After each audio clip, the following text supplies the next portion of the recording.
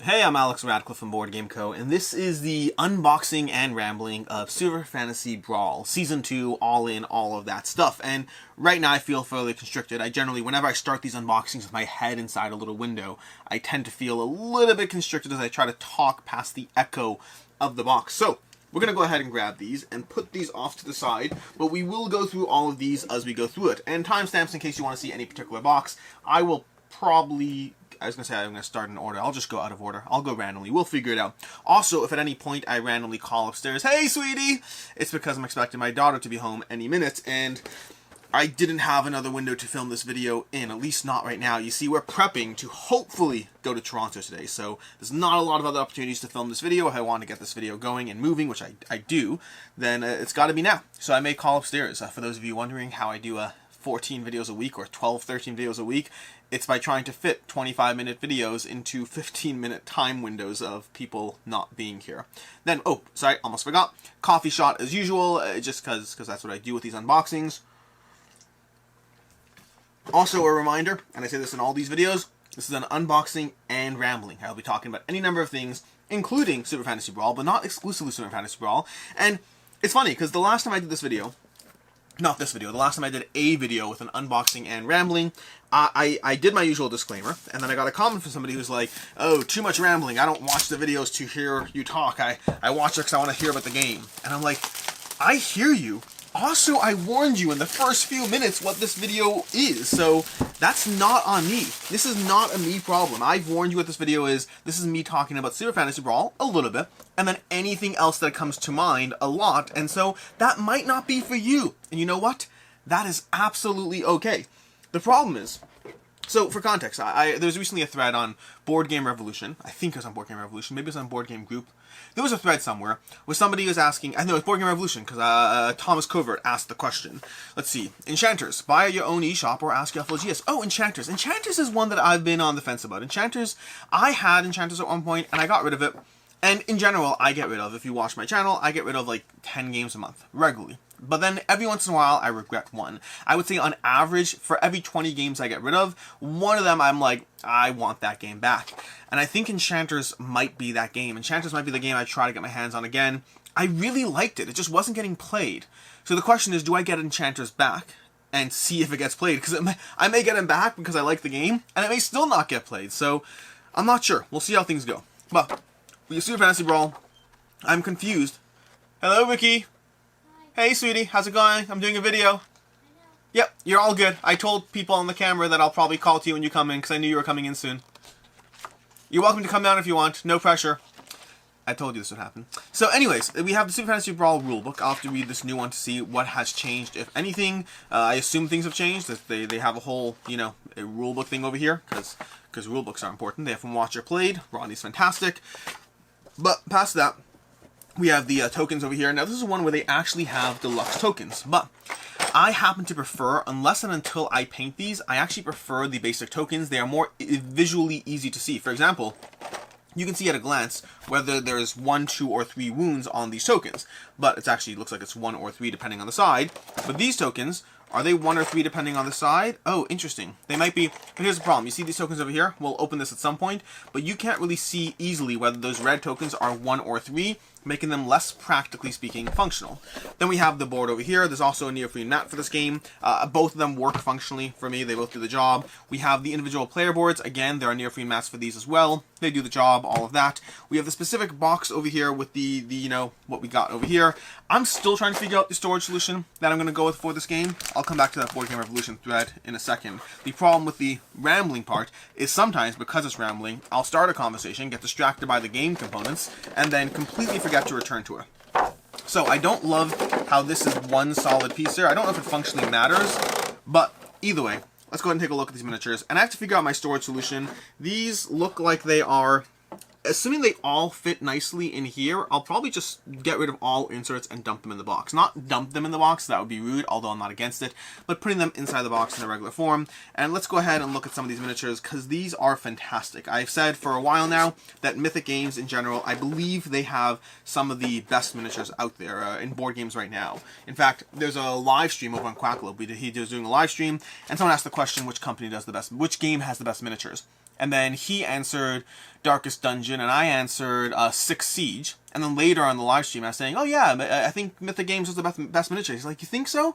I'm like, you realize the 2 games we answered were both Mythic Games. So overall, lots of fantastic companies, lots of fantastic games, lots of fantastic miniatures. I do think Mythic Games has some of the best miniatures in board gaming right now. Let's go ahead and show you some of these over here.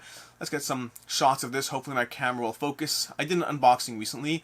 One that actually hasn't gone up on the channel yet. I don't know which one will go up first, but I had a hard time focusing. It was an unboxing for Zia. I don't know. The focusing was absolutely terrible. It would not focus at all. These are so for the core set, so nothing majorly different over here. But going back to, and we'll come back to Super Fantasy Brawl at some point, I assume. But going back to the thread in Board Game Revolution, basically, the question was asked, unboxing videos, yay or nay? Do they work for you? Do you love them? Do you hate them? Do you not care with them? And the vast majority didn't care with them. But then there were some like, I hate thems, and some I love thems. And a common thread in the comments was that just looking at the games in and of themselves doesn't necessarily work for people, but rather having something in the background, whatever it might be, whether it's talking about a game session, whether it's talking like my rambling just going on, that now suddenly brings something different. Like if I watch an unboxing and all I'm going to do is see you going, oh yeah, more miniatures, more cards, more miniatures, more cards. I mean, I know what to expect before I even click on it. But if you don't know what to expect, if the conversation is going to go anywhere, everywhere, how something else is happening, that might give you an incentive. It's kind of like a review. If you know the review, you're less likely to watch the review. But if you don't know the review, you're more likely to watch the review. These miniatures are absolutely fantastic, by the way. Like, it makes me wish I had more time to paint. I used to paint. I will paint eventually one day. I lied to myself again. Lying to myself is a big part of this hobby, I found. But anyways, going back to which thing I want to talk about. So that's unboxings, the nature of unboxing and ramblings. The person who didn't want my unboxing ramblings, there was a thread of conversation I had here that I wanted to cover that I'm blanking on. What was it? What was it? It was not Super Fantasy Brawl. It was... Oh, this is going to bother me. See, this is what happens when you lose your own chain of thought. Let's go back to Super Fantasy Brawl then, because why not? Let's talk about the actual game on the table in front of me. So, Super Fantasy Brawl, coffee. Super Fantasy Brawl is a fantastic game. Absolutely fantastic game. It's a skirmish game, basically. It's primarily a 2-player head-to-head skirmish game in which you're basically trying to get points, effectively. Trying to get 5 points. You're not trying to kill each other. I mean, you will be trying to kill each other, but that's secondary to everything else. Ultimately, the goal is points, which leads you to try to get the objectives of the game. Lots of objectives you're going for, and you're trying to figure out the best way to get those objectives, which often involves positioning, or moving to your enemy's starting zone, or moving around the stents or statues on the board. You're trying to get all that positioning taken care of. Let's go ahead and show you the board, because you have this board over here. And again, there's a playmat as well, but let's show you the board. We have this board. If I can just open it without knocking. See, the problem with doing an unboxing with coffee is there's that always fear in the back of my head that eventually, at some point, I will stop paying attention for a second, and I'll open a board or knock a box into the coffee, and it'll be gone. And then I'll have to clean up, but also I'll have no coffee, so I don't know which one of those disasters is worse. But we'll go ahead and go over here. We have these cards over here. I don't know why I tried doing that. That didn't really work. We have the various cards, each one representing the deck of the heroes. Each hero has a 6-card deck. You're going to pick 3 heroes. You're going to mix those cards together. That gives you your 18 cards. In general, the shield cards are a bit of an exception. Each card has to be tied to the hero you use. And so you're trying to draw cards, activate your heroes, and basically charge around the arena. You have the 3 statues, the pillars over here you be mindful of. You have your spawn zones, enemy spawn zones, or vice versa. You have the blue, red, and yellow areas that you often want to get control of. That will all be defined by this little objective deck, if I can take this out. These will give you different objectives that will slide along this trophy track as you go. So for instance, control the destruction area. That's that area over here. Controlling often means having more heroes there than other players, which means killing heroes is optional. Knocking them out is just as impactful sometimes, and often a whole lot easier. Killing heroes will earn you a trophy though, so that's another reason to kill heroes. Just all these different things you're trying to be mindful of as you figure out the best way to both implement your strategy, attack the enemies, and try to win. And this is a game that I haven't played with the new stuff in a while, because, well, I haven't played the new stuff at all, past when I covered it for the Kickstarter.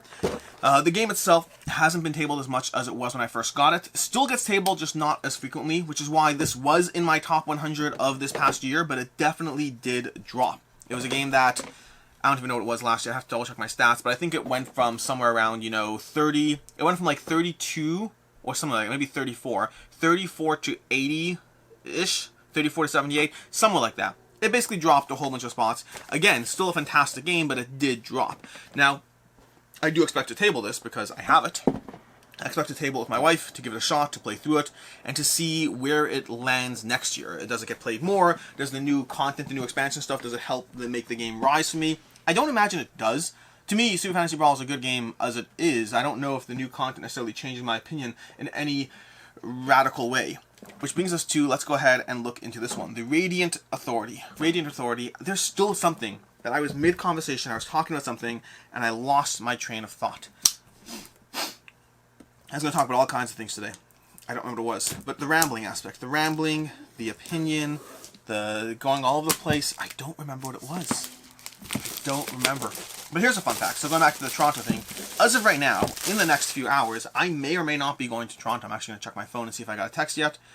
Nope. Still no text, unfortunately. So, basically, this is the nature of, well, I live in Cleveland, Ohio. I'm trying to go to Toronto to visit my family, because we do that every 2 months, or we used to do it every 2 months, and then pandemic happened, and we didn't do it for a year and a half, but then we finally started doing it when the borders opened up.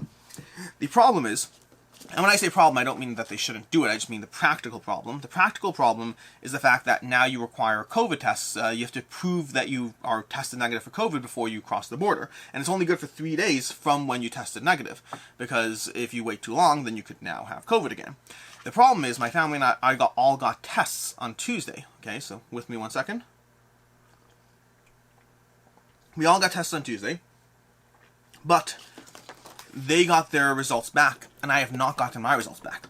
Which in and of itself is not the end of the world. Fine, we delay our trip by a day. Not the end of the world, except for the fact that if I don't get my results back in the next, 8 hours, then we can't go at all, because we'll have drifted outside their 72-hour window, although I will now be eligible. So we have this weird balance with it. In the next 8 hours, we can all go together. After that, we just can't go because either I'm not eligible right now, or they won't be eligible in 8 hours from now. So as of right now, I have no idea what my weekend looks like. I mean, I'll be playing games. I just don't know if I'll be playing games in Toronto or in Cleveland. The fun joys of travel and all that. So, we got some new heroes over here, new cards. I have played with some of these. I played with her, if I'm not mistaken. I played with her. I did not play with him, and I did not play with a little Cthulhu-esque slime blobby over here. Okay, these are the ones I did not play with. Let's go ahead and take a look. Oh, 1 second. Dun dun dun dun dun dun dun. Yes. Okay, give me a second. Okay, my test results are ready. I'm gonna look at my tests. I literally just got the text right now. Okay, I'm not gonna show you my phone in case there's anything on it, but dun dun dun dun dun dun dun dun dun. Oh, come on! I need to verify my identity. See, this is really an unboxing rambling. You got no idea what's gonna go on. Ricky, can you come here for a sec? Dun dun dun dun dun dun dun dun dun dun dun dun. Come. I'm still in the middle of filming. Okay, excellent. You know what this is? Yay! Yes, we can go to Toronto. Okay, I'm gonna keep filming. I'm still in the middle of doing unboxing. You can say hi to everyone if you want. Hello! Yeah, I'm gonna keep filming, but when Ema comes home, you can go ahead and tell her that I got my test results back, and we can go. Awesome. Cool. Yeah, so that just happened. That was fun. You see, usually I pick my phone and put it in my pocket so I don't get distracted. I specifically wanted to be distracted today. So, back to this unboxing, because apparently I'm going to Toronto, which is nice. It's more with the plans aspect. I just don't like the state of unknown. I have boxes packed, I have everything ready to go. Let's go back to this unboxing. So, we have these new miniatures over here. Again, absolutely fantastic. They're so good. They're so good. This is one of the reasons I backed Monster Apocalypse. Monster Apocalypse, which was out recently on Kickstarter from Mythic Games, which I enjoyed the game. I didn't love the game. I enjoyed it, and I'm optimistic that I'll enjoy it more as I play more complex modes, but it's a lot of money. That's my phone. Oh, that's my computer pinging. But it's a lot of money for it's basically a light dice chucker. Now, again, to be fair and to echo, I love those tentacles. To echo what various people have said, it's that the people who have played the game, that it does develop and get better and improve them, as you know more, as you learn the characters and all that stuff, and it is a fairly strategic game. All that stuff's great.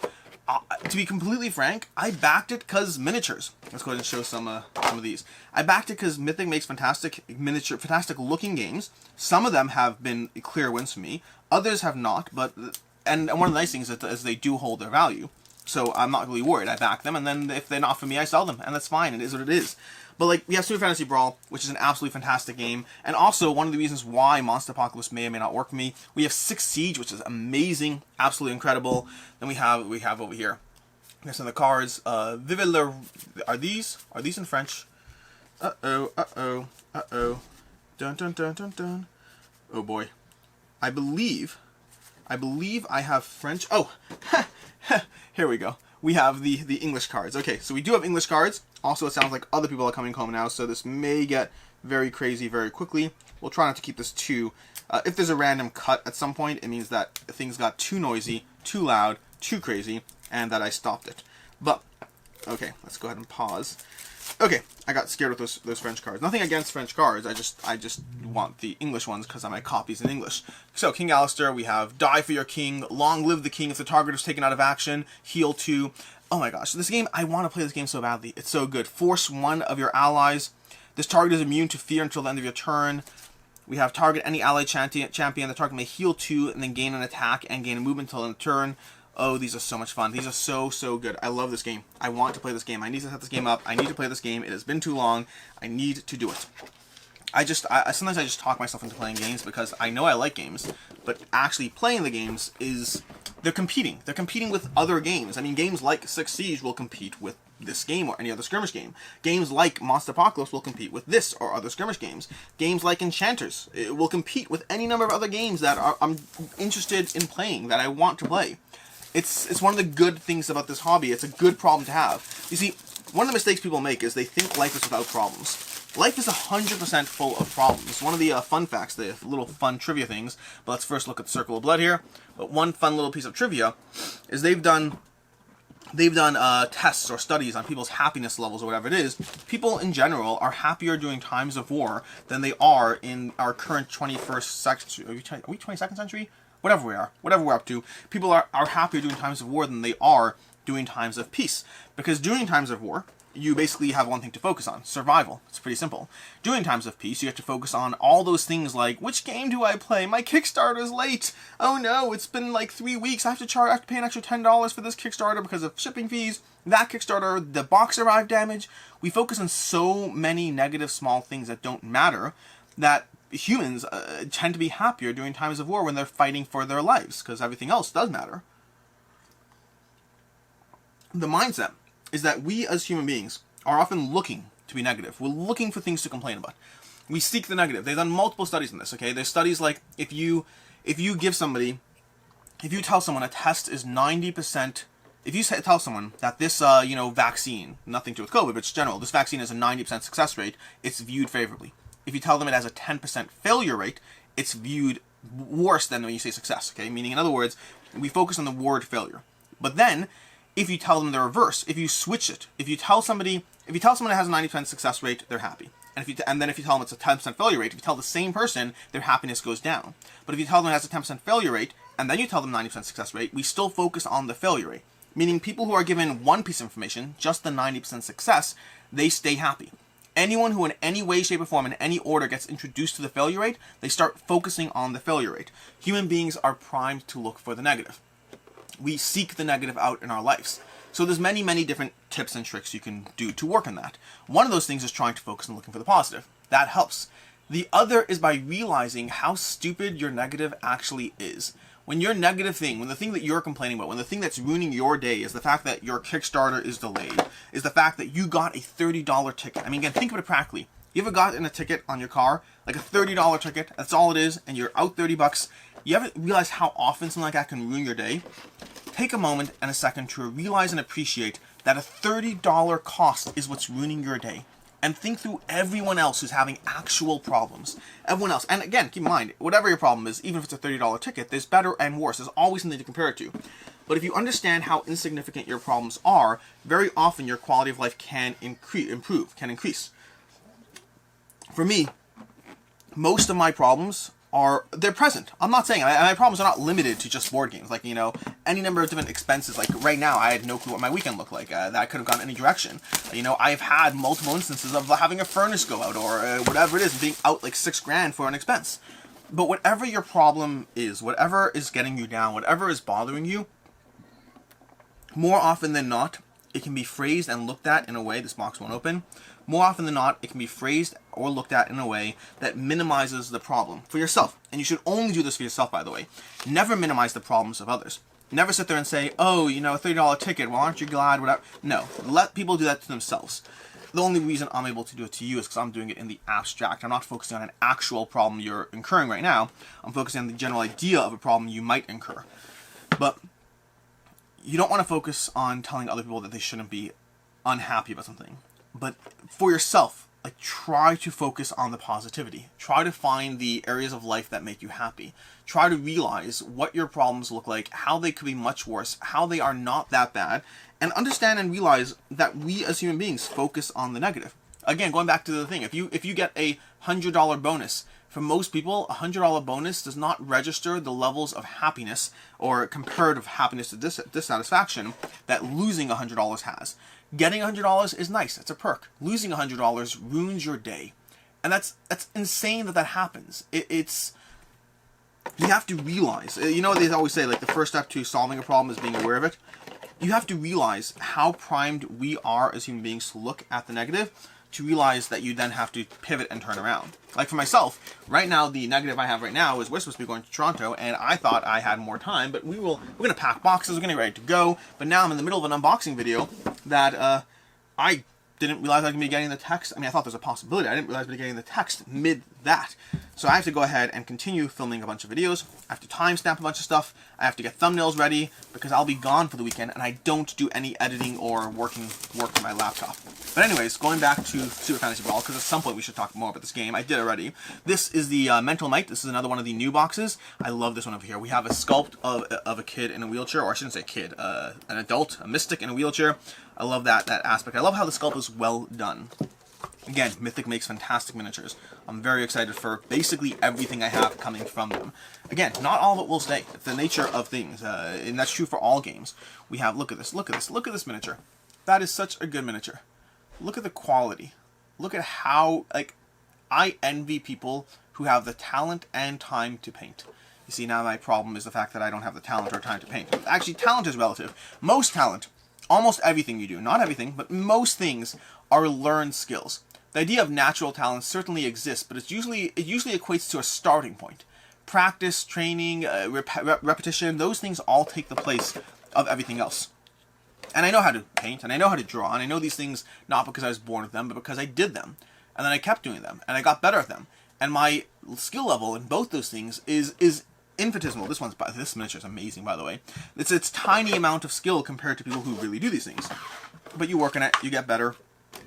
I mean, watch some of my earlier videos. By all means, like, please, go back to my channel, watch some of the earlier videos I put out, and the degree of ums and ahs that were present in any video, the degree of just wandering, I mean, wandering happens now, but you can watch, you can see the difference in what I did, how I did it. And it's not something you're born with. Yet. Contrary to what Maybelline says, you're not born with it. It's makeup. I mean, literally, the entire makeup ad, it's like, maybe she's born with it, maybe it's Maybelline. Like, the entire ad for a makeup is the idea that, yeah, sometimes things are just purchased, or not necessarily purchased. Purchase sends the wrong message for what I'm trying to go with here.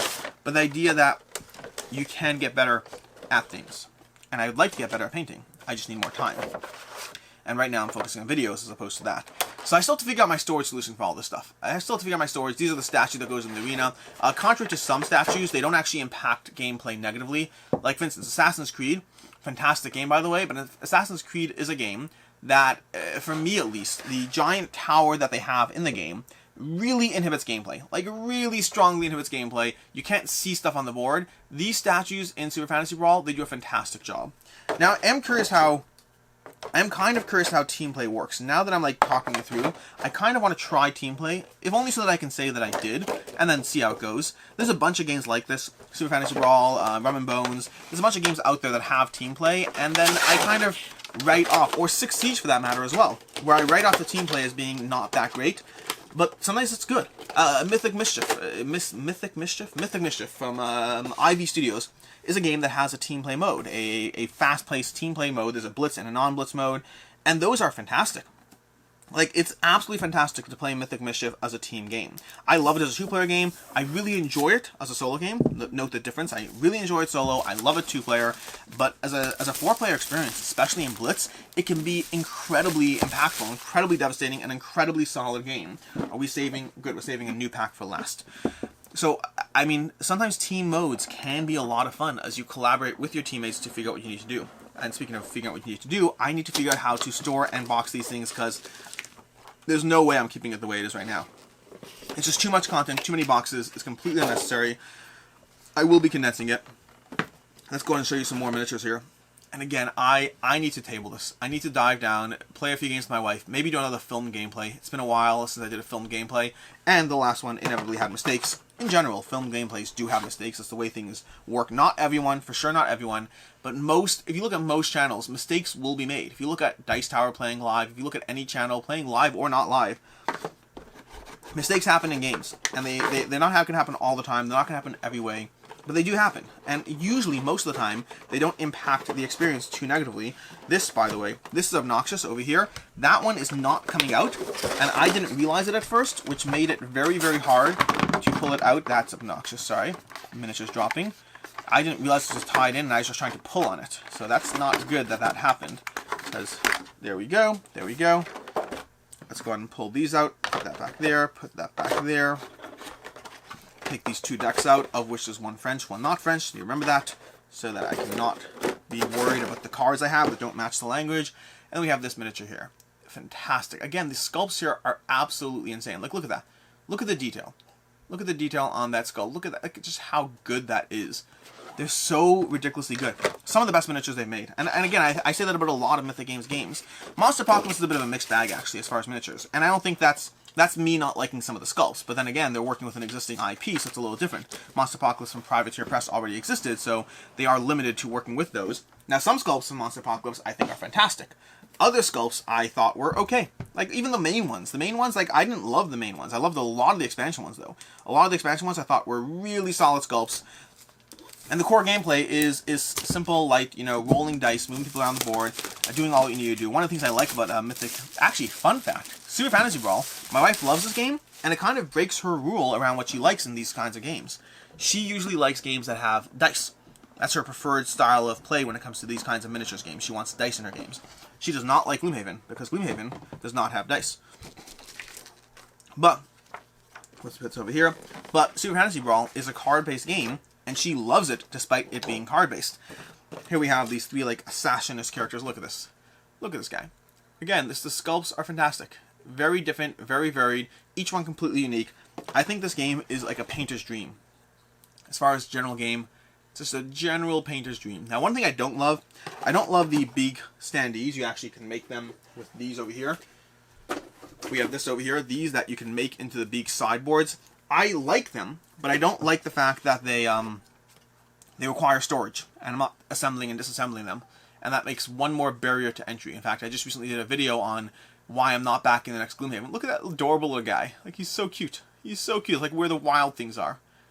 But I did a video on why I'm not back in the next Gloomhaven campaign, and it's about miniatures and accessibility, and that's true for the cardboard stands as well. Like, it's a good principle in theory, but it's not one that makes the game easier to table, and that matters to me. A game being easier to table matters to me.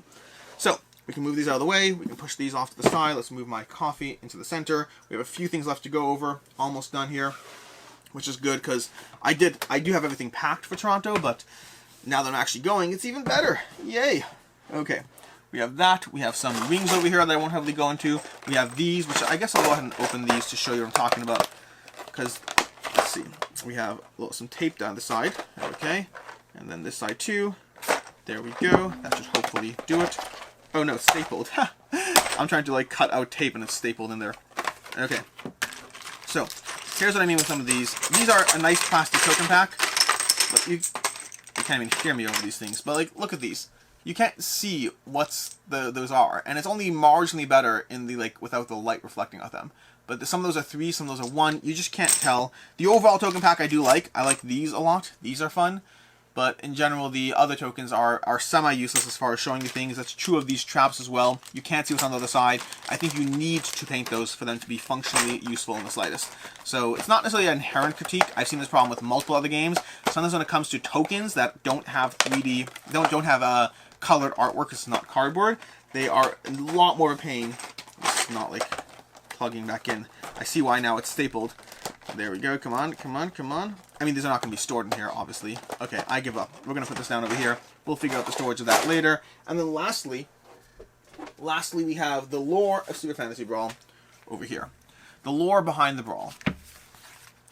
This is basically just, you know, how much do you know of the story of Super Fantasy Brawl, of the 9 new champions, of the history of Fabulosa itself? Tethered by family and power. This looks like an actual story. This looks like almost like this full, what is this? Oh no, okay, here we have the actual characters. So we have this little bit of an overview and then breakdowns into individual characters. The Jade Claw, a proud warrior of the Tigerian people. I hope I'm saying that correctly. Kilgore, the Ravager. Kilgore is as far from the stereotypical. Oh, interesting. I like how they have a little chart showing you the types of like control, toughness, melee offense, showing you the chart of each character and how they play out. That's interesting. I wonder how they do it. 1, 2, 3, 4, 5. I wonder how they map that out in terms of the cards, because every character has 6 cards, right? So there's only 6 data points you can be... that's not true, because cards can have multiple abilities, so you could have more than 6 data points. Interesting. But either way, that is a little bit of a lore book, art book of the cards. This is a fantastic game to paint. I want to get back into painting. Oh, look at this! Look, there's a little face. These are like 3 little demon characters. Look at that. Look at this art. Let's just do a quick flip through here. This is just... We have some of the characters. We have Goldar. We have Dugran, Sue over here, Kilgore, Durin, Sulka, Aket, Kolel, Korvash, Mariuse, Wrath. I love Wrath, by the way. He's so great. Lorelei, Nevermore, Kaze. We have Alistair. We have Khalees. We have Tentaclot. I love that name. Like Lancelot and Tentaclot, the Paladin Madness. It's amazing. We have Zinshen. We have Isabella. We have Alchemy. Alchemy, that's horrible. We have Jacques Lebeau. We have Nicket. Lily, the legendary thief. And then that is basically it. That is the game. That is what we have in Super Fantasy Brawl. This is an amazing game. Again, top 100. Dropped for me, but one that I believe will fully go back up as soon as it hits the regular play rotation, which it needs to do. It's so good. I just need more time to play games. I need more time to play games. But in the meantime, at least I got this video done, which is one more thing off my checklist for today. In any case, thanks for being with me through all that. That was entertaining, for me at least. Until next time, I'm Alex Radcliffe from Board Game Co., and have a good one.